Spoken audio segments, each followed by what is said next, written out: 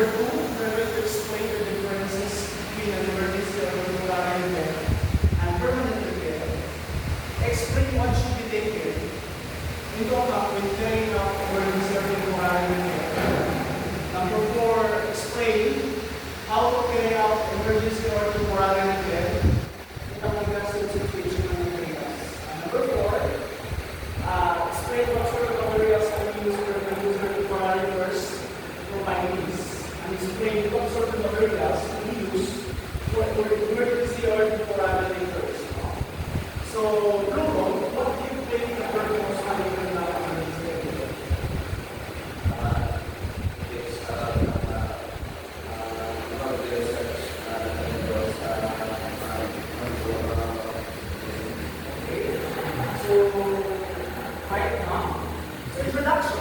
Emergency or temporary repairs to warships are sometimes designed based on water leakage.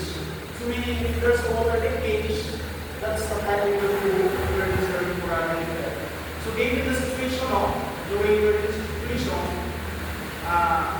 the machine should be in operation now. So pinag-try siya mag-function. And the question is, if may problema siya, we cannot do temporary and we cannot do permanent repair is because mechanic siya. Like for example, sa ating water pump, pipes. So, if we conduct permanent repair po ako ng tubo, the thing is, mas tapos natin na engine. So, ano bang matapusan natin yung stop siya? But we need temporary na machine or the engine para at least nga save siya in pag-human repair.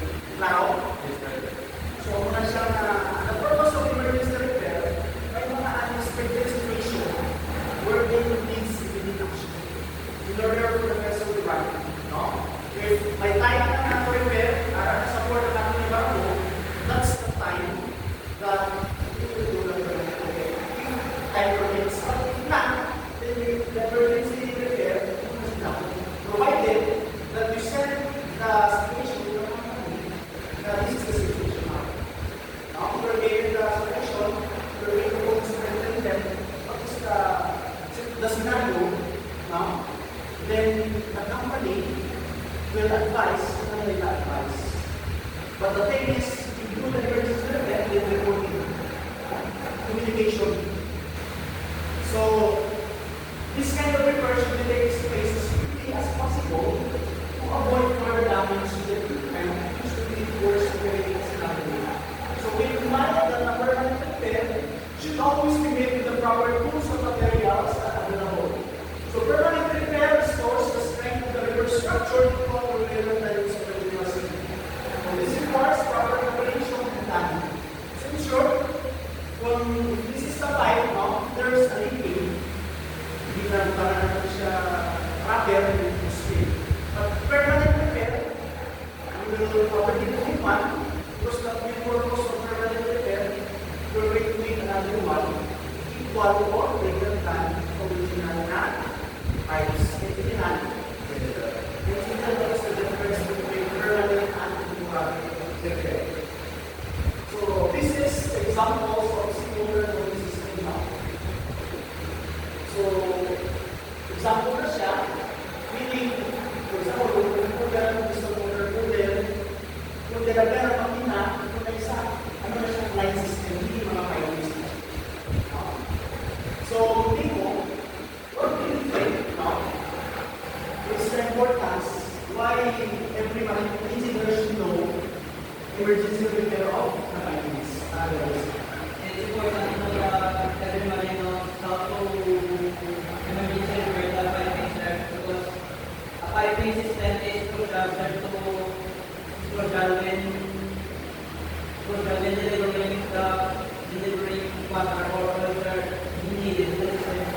Okay, correct, no? So, your machinery is running. We need emergency repair because if you stop that one, if it malfunctions, of course, it will affect to the efficiency of your engine. So, that's the main purpose of emergency repair. So, we are going to give immediate action because that is the risk. Now, kumbaga, if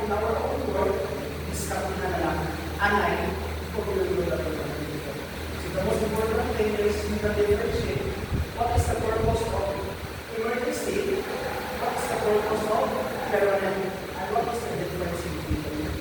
Clear? Emergency or temporary repair of pipes at times, a pipe will start leaking, and the materials needed to repair will permanently are damaged. So currently now we use temporary or emergency repair. One simple method of making a temporary repair of leaky pipe is used to align or rubber hose. After draining off the water supplying to the defective section of the pipe, by cutting it to the axle, we'll take a piece of rubber hose slightly longer than the section of the pipe. We will remove and slip it over the ends where the cut was made. So ensure that the diameter of the hose matches the outside diameter of the pipe. So hose clamps hold the hose securely in place. So we have some drawing. So ang hose na dito, if amoy siyang pipe, ang brown is ang mga rolling nyo para hindi mo gamitan sa camera na magparang dito. Tapos, you're going to ano man yung sa camera hose, pagkatapos hose lang para mag-hold lang sa camera. Pero sa sarili version. But if you picture, kung nag-open siya, natin sa sheet of glass. But anyway, you understand what is the purpose of temporary repairs. Klaro? Let's start na naman. Okay, for example, ang ating mga tubos na tayo ng mga nangyari pa sa tubig. So, before we go to the isa na ng tubo, ano yung parang ikita natin. Nakalis pa ang tubig, tapalan at susunod.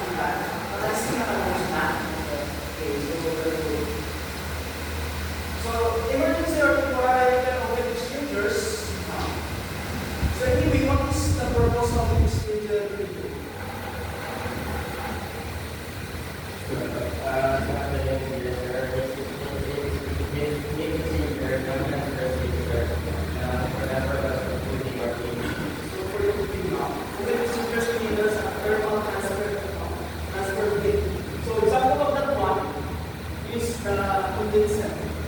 Double cooler.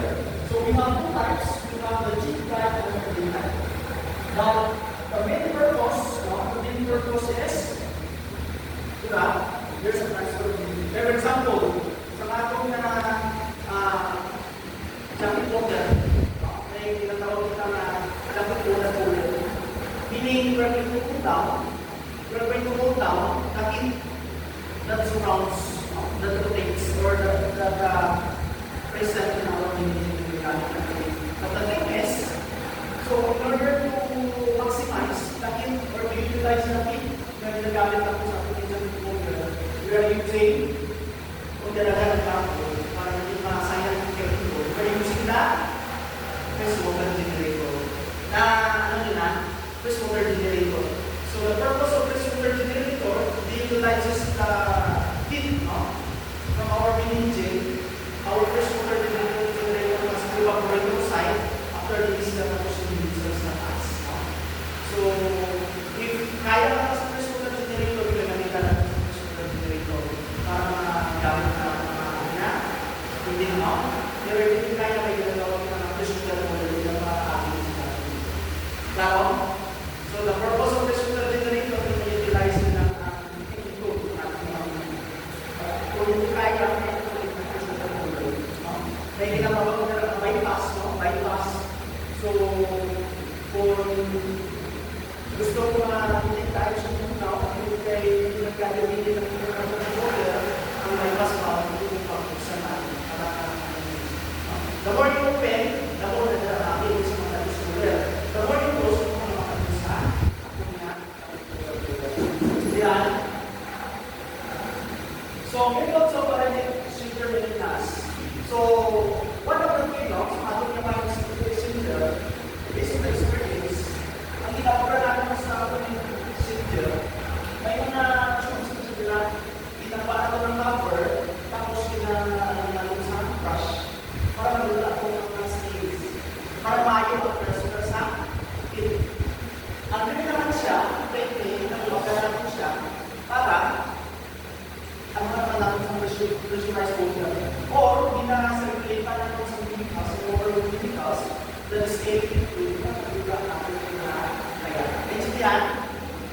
maintindihan, you have two types of heat exchanger or means that we have a short pipe and a tube pipe. Now, yan na. So, when you want to clear up safe or emergency repair, you have to make sure, no? So, natin clear na heat exchanger, you have to make sure that you do the repair. Para, you have to make sure na pinag-isolate na kung siwo na yung heat exchanger out. Naman, open din naman ang cover, kasi mo na yung sa possible thing na ito natin, pasagdan. If we're not going to explain our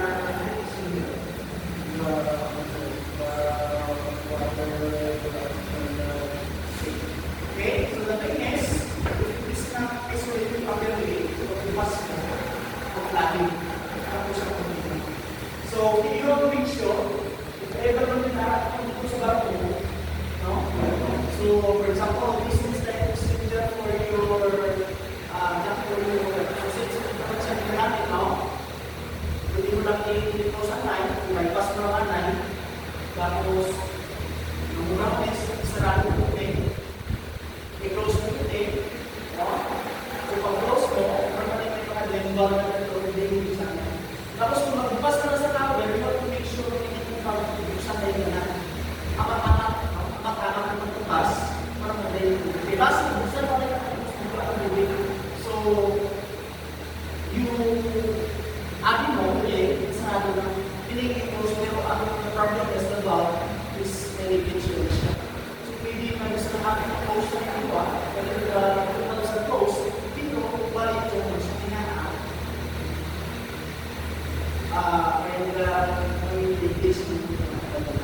So, that is the reason why pinag-drain ko siya at we're going to double check if what is this is. Kapag nyo ang project. So, what is the main point of this video? So, the maintenance is ito na pinusolusyonan ko lang para mawala ang steel. Tapos, ang isang next na, we were able to circulate liquid, escaping liquid water, at sa parang liquid parang steel, magwa. After ang parang steel, after mo na ulit na ang steel liquid, hindi ko siya sa akin sa mga isang. After mo na isuso, ano mo na sa fresh water, na tulas na. Diba? So, nagkaroon siya na ba? Nasa hindi. Diba? Parang ginagamit natin sa car wash, ang pressurized na water. Or ating mga apples, na ginagawa ko ng hydro, pressurized na tubig ang ginagamit. Klaro? So, those are the methods of carrying heat exchanger. Now, in our boiler, after the boiler, we have the water drum